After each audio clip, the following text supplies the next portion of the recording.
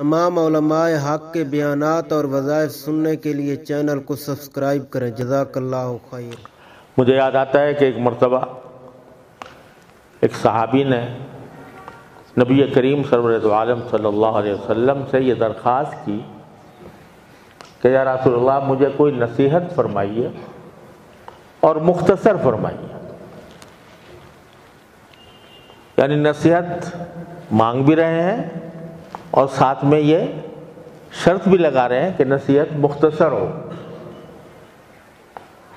اب اگر کوئی میرے جیسا ہوتا تو جواب میں یہ کہتا کہ خدا کے بندے تم میرے اوپر پہلے ہی سے شرطیں قاعدے لگا رہے ہو کہ مختصر بات کروں اور نصیحت بھی مانگ رہے ہو۔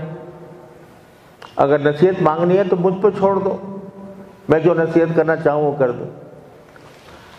لیکن رسول کریم سرور دو عالم صلی اللہ علیہ وسلم رحمت للعالمین صلی اللہ علیہ وسلم، آپ نے اس پر کوئی برا نہیں منایا کہ وہ یہ بھی کہہ رہا ہے کہ نصیحت کرو اور یہ بھی کہہ رہا ہے کہ مختصر کرو۔ تو دو جگہ یہ واقعہ آیا ہے اور ایک جگہ یہ فرمایا جواب میں کہ ایک نصیحت فرمائی کہ تمہاری زبان اللہ کے ذکر سے تر رہے، بس یہ نصیحت ہماری، تمہاری زبان اللہ تعالیٰ کے ذکر سے تر رہے، یعنی ہر وقت تمہاری زبان پر اللہ تبارک و تعالیٰ کا ذکر ہو۔ اور دوسری ایک واقعے میں روایت میں یہ ہے کہ آپ نے فرمایا جب اس شخص نے کہا کہ مجھے بتائیے، ان صحابی نے پوچھا کہ یا رسول اللہ کوئی مجھے نصیحت کیجئے اور مختصر کیجئے، تو فرمایا لا تغضب، غصہ نہ کرنا، بس۔ اللہ تبارک و تعالیٰ اپنے نبی کریم سرور دو عالم صلی اللہ علیہ وسلم کے دل میں ہر موقع پر وہ بات ڈالتے تھے جو اس وقت مخاطب کے لیے فائدہ مند ہو۔ تو ایسا لگتا ہے کہ وہ صاحب اس نصیحت کے محتاج تھے، غصہ بہت کرتے ہوں گے، اور غصے میں بعض اوقات انسان حدود سے تجاوز کر جاتا ہے، اس لیے مختصر نصیحت یہ فرمائی کہ غصہ نہ کرنا۔ اب یہ غصہ اتنی بڑی بیماری ہے کہ انسان کو اس کا پتہ نہیں چلتا، اس سے اتنی بیماریاں، اتنے گناہ، کبیرہ گناہ اس سے پیدا ہوتے ہیں۔ تکبر اس سے پیدا ہوتا ہے، تکبر اس سے پیدا ہوتا ہے کہ اپنے آپ کو آدمی بڑا سمجھتا ہے، اس بات سے غصہ کرتا ہوتا ہے کہ میں ہی ہوں جو کچھ ہوں، میری رائے درست ہے، دوسروں کی غلط ہے، میں اونچا ہوں دوسرے نیچے ہیں، میں عزت والا ہوں دوسروں کی کوئی عزت نہیں ہے۔ تکبر اس سے پیدا ہوتا ہے، اور دل آزاری اس سے پیدا ہوتی ہے۔ کسی مسلمان کا دل دکھا دینا، کسی بھی مسلمان کا دل دکھا دینا یہ کبیرہ گناہ ہے۔ لوگ سمجھتے نہیں ہیں کہ لوگ سمجھتے ہیں کبیرہ گناہ ہوتا ہے شراب پینا، زنا کرنا، العیاذ باللہ، ان کو گناہ کبیرہ سمجھتے ہیں۔ لیکن کسی مسلمان کو تکلیف پہنچانا یا اس کا دل توڑ دینا یا اس کے دل کو آزار پہنچانا، دل آزاری کرنا، یہ بھی کبیرہ گناہ ہے۔ اور رسول کریم سرور دو عالم صلی اللہ علیہ وسلم نے ارشاد فرمایا کہ مسلمان وہ ہے جس کی زبان اور اس کے ہاتھ سے دوسرے محفوظ ہوں۔ اگر تمہاری زبان سے محفوظ نہیں ہیں لوگ، جو تمہارے جی میں آتا ہے کہہ گزرتے ہو، تو تم پھر مسلمان نہیں ہو صحیح معنی میں۔ اس لیے فرمایا رسول کریم صلی اللہ علیہ وسلم نے کہ مسلم جو ہے وہ سلامتی سے نکلا ہے، سلامتی۔ تو مسلم تو پیغام ہی سلامتی کا دیتا ہے، اپنا ہو پرایا ہو، اپنا عزیز ہو رشتہ دار ہو غیر ہو کوئی ہو، اس کے لیے سلامتی کا پیغام۔ آپ دیکھیے سب سے پہلے ملتے وقت جب دو مسلمان ملتے ہیں تو کیا فرمایا گیا؟ کیا کہو؟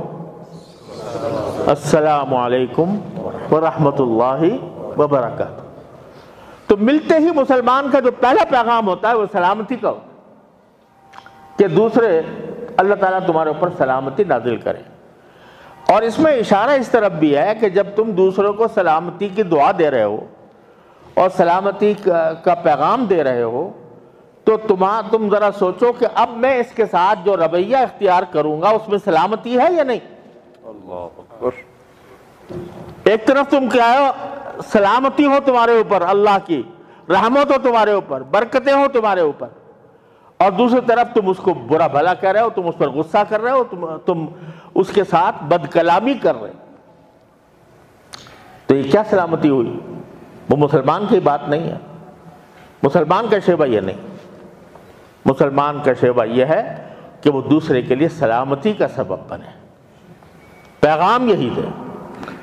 تو فرمایا ایک جملہ، لا تغضب۔ اگر انسان غصہ چھوڑ دے یعنی آدمی جب اس کو اشتعال ہو رہا ہو کسی بات کے اوپر اور اندر سے دل کھول رہا ہو کہ میں اس کا منہ نوچ ڈالوں، میں اس کو برا بھلا کہہ دوں، میں اس کو گالیاں دوں، اس وقت میں انسان اگر اپنے آپ پر قابو کر لے تو یہ سب سے بڑا بہادر ہے۔ رسول کریم صلی اللہ علیہ وسلم نے ارشاد فرمایا کہ بہادر وہ نہیں ہے جو دوسرے کو لڑائی میں پچھاڑ دے، بہادر وہ ہے کہ جب اس کو غصہ آئے تو غصے کی حالت میں وہ اپنے آپ کو قابو میں رکھے اور غصے کی کیفیت جو ہے وہ اس کو غلط بات کہنے پر مجبور نہ کرے۔ وہ ہے شہیدی، وہ ہے بہادر جو اپنے نفس کے اوپر قابو پائے۔ تو اتنی چھوٹی سی نصیحت فرمائی، لا تغضب، غصہ نہ کرنا۔ تو اس کے نتیجے میں پتہ نہیں کتنی برائی اگر وہ اس پر عمل کرے، ہم کریں عمل کہ غصہ نہ ہو۔ ارے ساری بہادری اپنے ماتحتوں پر جتاتے ہو، اپنی بیوی پر جب جتاتے ہو، اپنے اولاد پر جتاتے ہو، ساری بہادری کہ جو تمہارے سامنے کھڑے ہو کر تمہارا جواب بھی نہیں دے سکتے۔ یہ رسول کریم صلی اللہ علیہ وسلم کے ارشاد ہے کہ خیرکم لنسائی وانا خیرکم لنسائی، او کما قال صلی اللہ علیہ وسلم۔ تم میں سب سے بہتر وہ ہے انسان، سب سے بڑا بہتر انسان وہ ہے جو اپنی بیوی کے ساتھ اچھا سلوک کرنے والا، اور میں تم میں سب سے زیادہ اپنی بیویوں کے ساتھ بہتر سلوک کرنے والا ہوں۔ اب یہ سارا غصہ جو ہے آج کل مرد یہ سمجھتا ہے کہ میں چونکہ ہیڈ آف دی فیملی ہوں، میں اس خاندان کا سربراہ ہوں اور بیوی میری ماتحت ہے، تو سارا غصہ اس پر اترتا ہے۔ اس کے نتیجے میں اللہ تبارک و تعالیٰ کی ناراضگی ہوتی ہے کہ جو آدمی غصہ زیادہ کرے اتنا حق کرے۔ تو میرے بھائیوں، یہ ایک مختصر نصیحت ہے جو نبی کریم سرور دو عالم صلی اللہ علیہ وسلم نے ارشاد فرمائی۔ اگر ہم اس پر عمل کر لیں تو الکاظمین الغیظ والعافین عن الناس، غصے کو پی جانے والے اور لوگوں سے درگزر کرنے والے۔ اپنا حق چھوڑ دو، چاہے اپنا حق چھوڑنا پڑے۔ ارے یہ چند دن کی دنیا ہے، کتنے دن کی دنیا ہے؟ اگر اس میں اپنا حق چھوڑ دیا اور کسی کو معاف کر دیا، اس معافی کے نتیجے میں اللہ تبارک و تعالیٰ نے جو نعمتیں جنت کی رکھی ہوئی ہیں وہ یہاں آپ اس کا تصور بھی نہیں کر سکتے۔ تو اللہ تعالیٰ ہمیں آپ کو اس کی توفیق عطا فرمائے کہ غصہ نہ کریں اور جس سے بھی بات ہو حسن خلق کے ساتھ ہو۔